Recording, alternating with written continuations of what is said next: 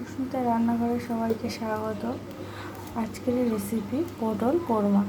প্রথমে পটলটাকে আমি কেটে ধুয়ে ছাড়িয়ে নিয়েছি এবং পটলটাকে এরকম এর ভিতর থেকে দানাগুলো বার করে নিয়েছি। একটা চামচের পেছন দিয়ে বার করে নিয়েছি, গোল গোল করে একটা সাইড কেটেছি ও একটা সাইড কাটেনি। এখানে রেখেছি মুসুর ডাল ভিজিয়ে। মুসুর ডালটা আমি মিক্সিতে গ্রেট করে নেবো। এখানে পটলের দানাগুলো বার করে রেখেছি। দেবো পেঁয়াজ কুচি, পেঁয়াজ ঘষে রেখেছি একটা টমেটো কুচি রেখেছি, আদা রসুন কাঁচা পাকা লঙ্কার পেস্ট। ডালটা ভিজিয়ে নেওয়া হয়ে গেছে, এবার মিক্সিতে আমি গ্রেট করে নেবো। এর মধ্যে দিয়ে দেবো দুটো কাঁচা লঙ্কা, দুটো দিয়ে দেবো অল্প একটু জল। এখানে একটা কড়াই গরম করতে বসিয়ে দিয়েছি, এর মধ্যে আবার তেল দেবো, দিয়ে পুরটা বানিয়ে নেব।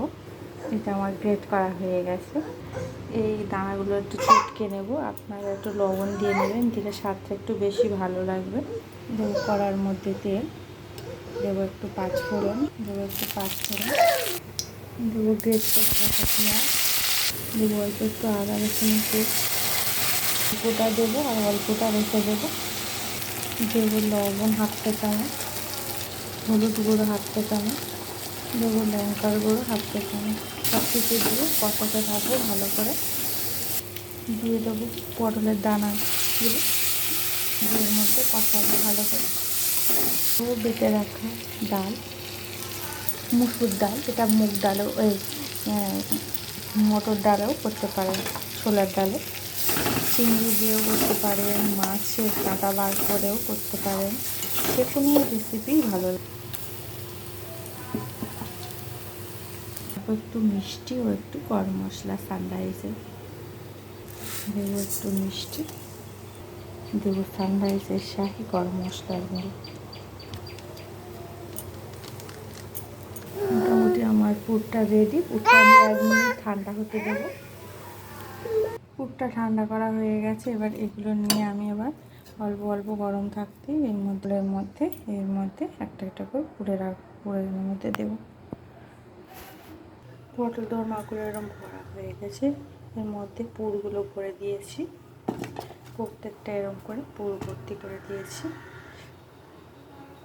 এর মধ্যে আপনারা এই যে ঢাকনাটা আছে, ঢাকনাটাও এর মধ্যে লাগিয়ে টুথপিক দিয়ে মুখটা ঢাকনা দিয়ে দিতে পারে। আমি দিইনি, টুথপিক দিইনি। এইভাবেই একটু গরম কড়াইয়ের মধ্যে তেল দিয়ে এবং ফ্রাই করে নেবো পটলগুলো। এখানে একটা কড়াই গরম করতে বসিয়ে দিয়েছি, এর মধ্যে দিয়ে দেবো রিফাইন অয়েল, দিয়ে পটলগুলো ফ্রাই করে নেবো অল্প অল্প করে। পটলটা হয়ে গেছে, তেলটা গরম হয়ে গেছে, এর মধ্যে পটলগুলো একটা একটা করে ছেড়ে দেবো, দিয়ে উল্টে পাল্টে ভেজে নেবো। পটলগুলো উল্টে পাল্টে ফ্রাই করে নেবো। আপনারা চাইলে পটলটা পুর ভরার আগে পুরো ফ্রাই করতে পারেন, পুরো পটলটা। তো আমি এখানে পুর ভরে ফ্রাই করলাম। একটা এরকম কুচি দিয়ে ঢাকনা দিয়ে দেবেন, আরও ভালো হবে, পটলটাও সিদ্ধ হয়ে যাবে। এখানে একটু শিলের মধ্যে সাদা সর্ষে বেটে নেব। ঢাকনাটা এবার খুলে দেখবো, কিছুটা ভেজে তুলে নেওয়া হয়ে গেছে। আর একটু কিছুগুলো আবার দেওয়া, উল্টে পাল্টে অল্প আঁচে পটলগুলো তুলে নেব একটা একটা করে।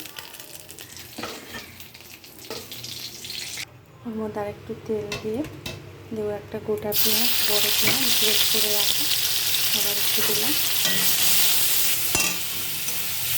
দিয়ে ভালো করে কষাতে থাকবো। পেঁয়াজটা ভাজা ভাজা হয়ে আসলে ওর মধ্যে আদা রসুন দিয়ে দেবো। পেঁয়াজটা একটু ব্রাউন হয়ে আসলে দেবো টমেটো কুচি, সব কিছু দিয়ে এবার দেবো পেঁয়াজ, টমেটোটা ভাজা হয়ে গেলে আদা রসুনের পেস্ট,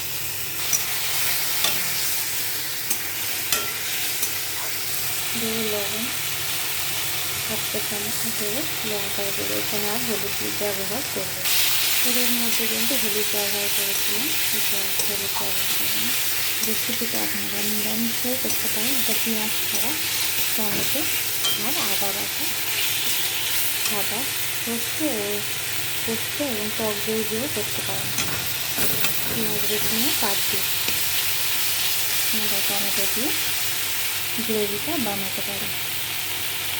দেবো সামান্য একটু মশলা লেগে আছে বাটিতে, সেটা আমি দিয়ে দিলাম একটু জল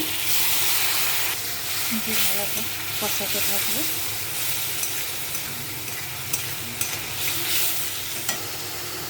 দেবো একটু টক দই, এটা একটু লবণ মাখিয়ে ফেটিয়ে নিচ্ছি, দিলাম একটু জল, ফেটে ভালো করে ফেটিয়ে নিচ্ছি টক দইটাকে।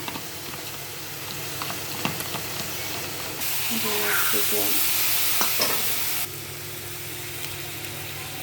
এর মধ্যে একটু জল দিয়ে দেবো,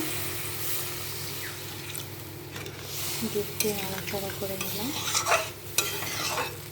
দিয়ে 1 মিনিট ঢেকে রাখবো। ফিরে আসছি 1 মিনিট পর, ঢাকনাটা খুলে দেখলাম গ্রেভিটা আমার হয়ে এসেছে। এর মধ্যে দিয়ে দেবো ফেটানো টক দই, দিয়ে বাটা সাদা সর্ষে যেটা বেটে রেখেছিলাম, দিয়ে ভালো করে উল্টে পাল্টে নাড়াচাড়া করে নেব।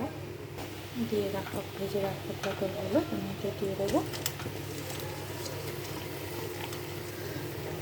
দিয়ে একটু নাড়াচাড়া করে নেবো হালকা একটু।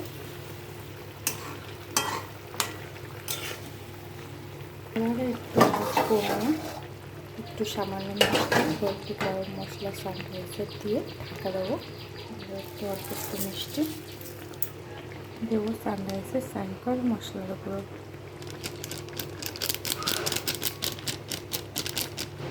দিয়ে একটু উল্টে পাল্টে হালকা করে নাড়াচাড়া করে নিলেই